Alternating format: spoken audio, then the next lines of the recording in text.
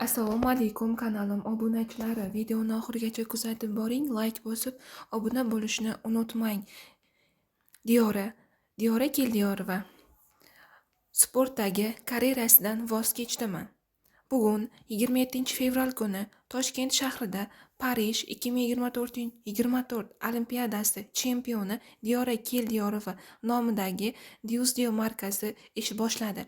Ochilish marosimida Xalqaro dzyudo federatsiyasi prezidenti Marius Vizer, sport vaziri Adham Ikromov, Milliy olimpiya qo'mitasi raisi o'rinbosari Otabek Umarov va Ijtimoiy himoya milliy agentligi direktori o'rinbosari, O'zbekiston Milliy paralimpiya qo'mitasi raisining birinchi o'rinbosari Shahnoza Mirziyoyeva ishtirok etdi. Vizer, Umarov va Mirziyoyeva qizil lentani kesib, Diyora Keldiyorova nomidagi sport markazini ochib berdi.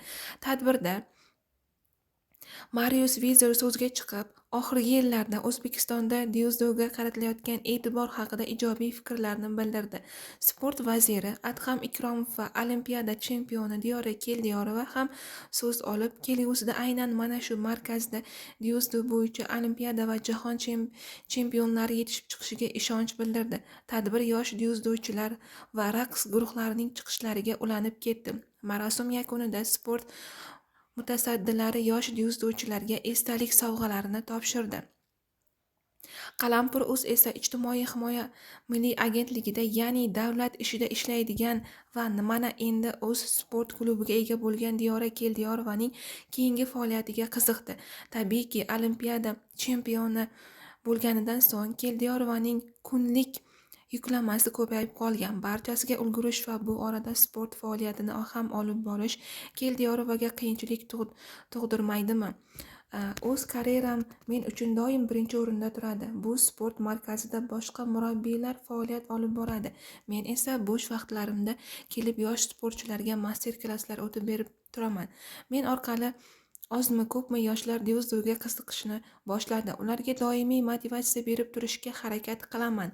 Davlat ishida ishlashim mashg'ulotlarimga ta'sir qilmaydi, deydi Keldiyorova.